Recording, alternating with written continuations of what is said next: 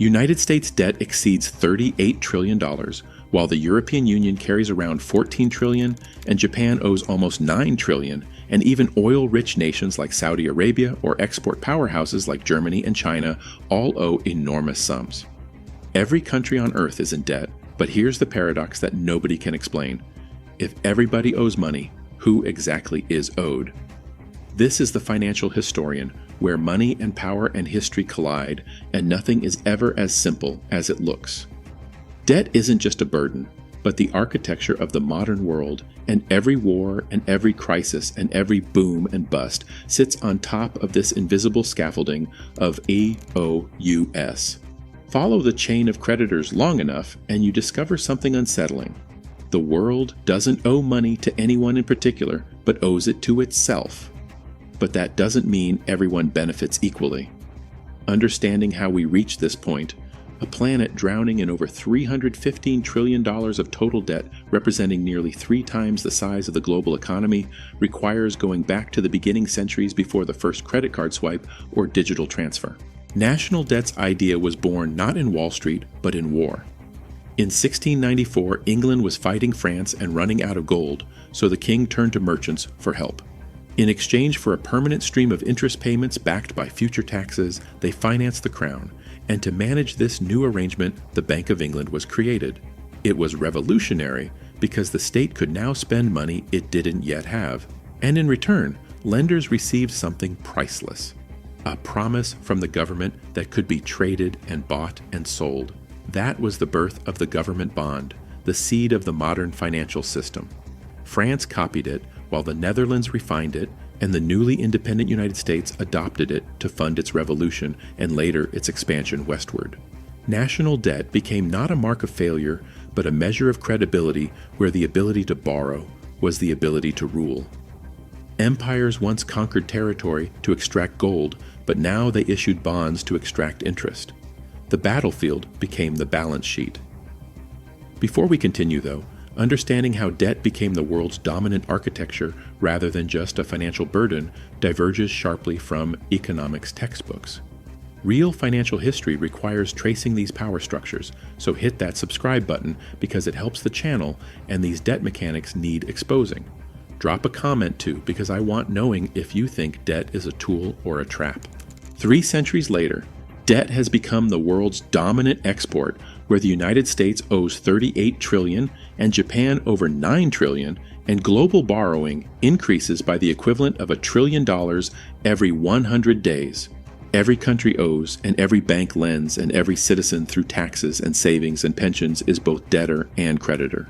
But who exactly holds the other end of the rope? Let's start with the United States, because its debt isn't just national, but global. Out of that $38 trillion, roughly half is publicly held, meaning owed to investors rather than to other parts of government. And roughly 2/3 of those investors are American banks and pension funds and mutual funds and insurance companies and the Federal Reserve itself. The remaining 1/3, about $9 trillion, sits in foreign hands, where Japan is the top holder with around $1 trillion, followed by China with about $800 billion, then the UK and Luxembourg and Belgium. So when people say the US is in debt to China, that's true, but only for roughly 2% of the total. Most of the debt America owes is to America, where the Treasury issues bonds and banks and funds buy them, and the Federal Reserve often buys them back, creating new dollars in the process, and Americans pay taxes that fund interest on those bonds, which then flow into American retirement accounts. It's a circular mirror where the debt is real, but the creditor is mostly a reflection of the same system. This circularity isn't just American, but global.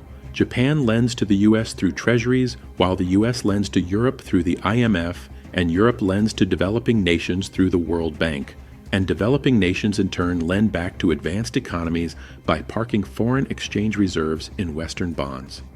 It's a planetary game of hot potato, except the potato is made of promises, where every country holds someone else's IOU, and every promise is secured by another promise. It's like a poker table where every player has borrowed chips from the next, and the only rule keeping the game alive is that nobody stands up. But there's a fourth layer that's the most powerful of all: the markets themselves. Behind every government bond sits a web of institutions including hedge funds and pension funds and sovereign wealth funds and central banks managing tens of trillions in assets. They are the true arbiters of credit, deciding which nations can borrow cheaply and which will pay a premium for survival. When they lose confidence, currencies collapse and governments fall and entire economies can be restructured overnight. Democracy decides who governs, but markets decide who survives.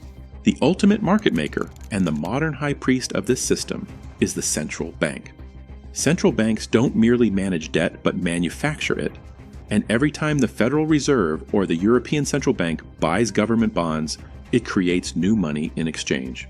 The liability of one balance sheet becomes the asset of another, where every dollar in circulation represents a unit of debt somewhere else.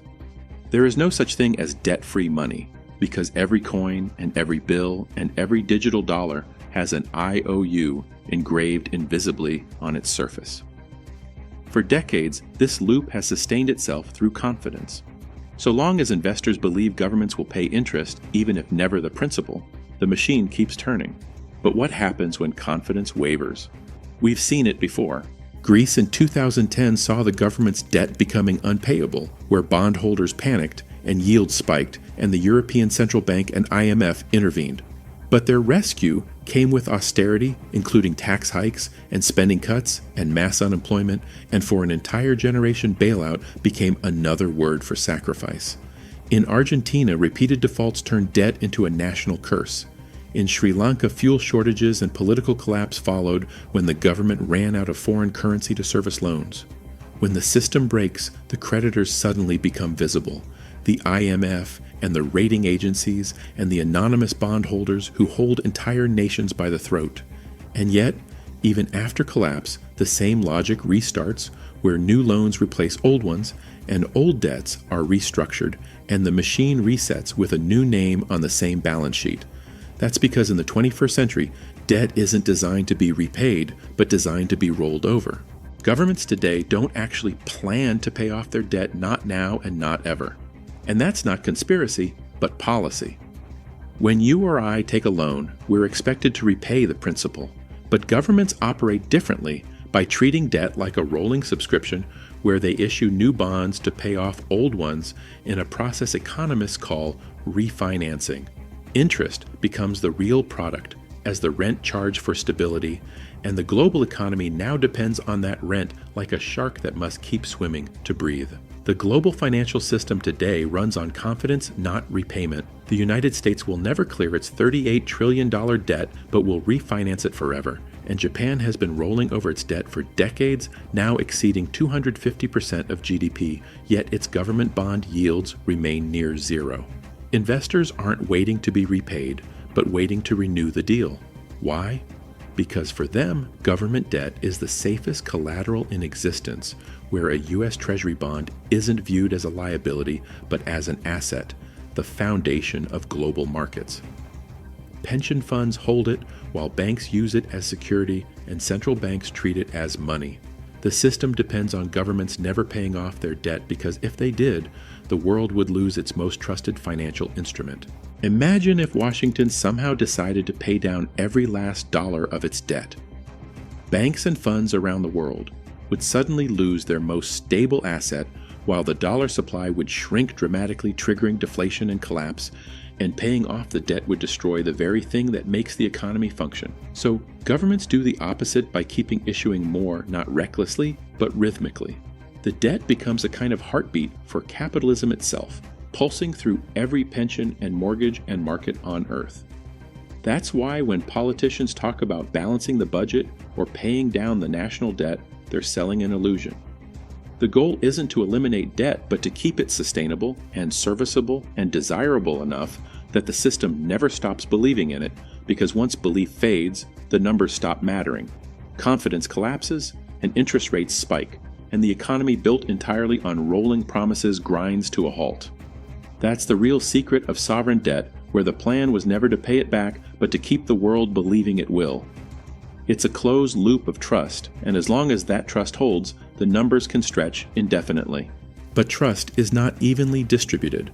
When we say we owe it to ourselves, that's only half true because interest payments don't flow equally through society, but flow upward from taxpayers and workers to the institutions and investors that hold the debt.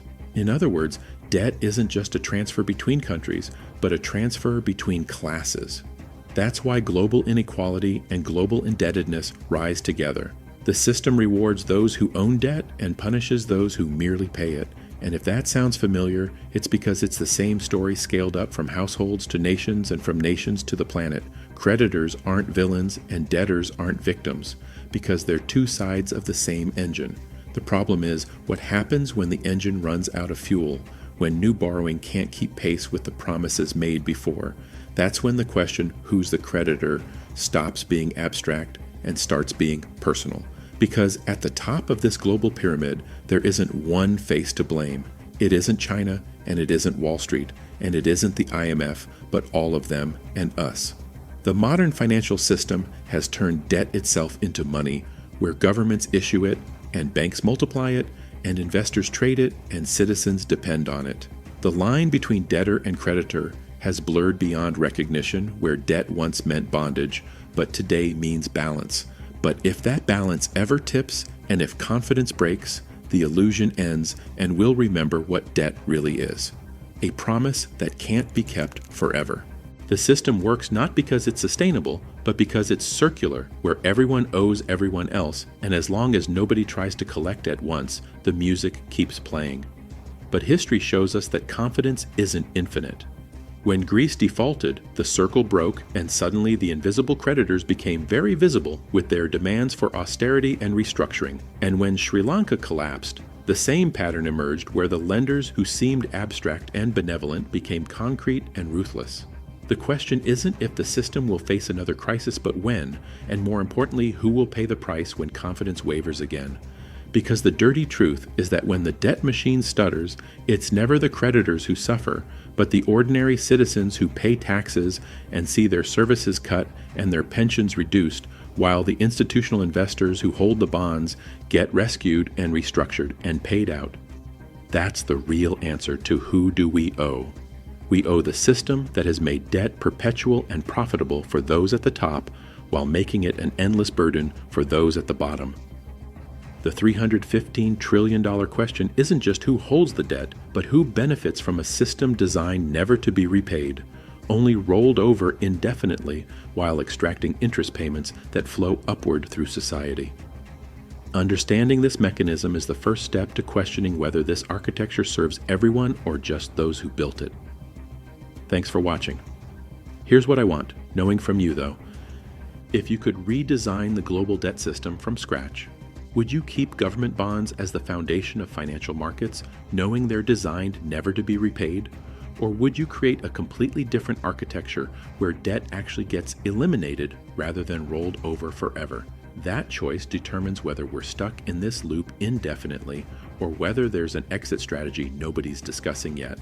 So drop your take in the comments, because I genuinely want hearing if you think there's a better way or if this is just the price of modern civilization. If this gave you a new perspective, hit subscribe because history has the answers, and I'll show you where to look.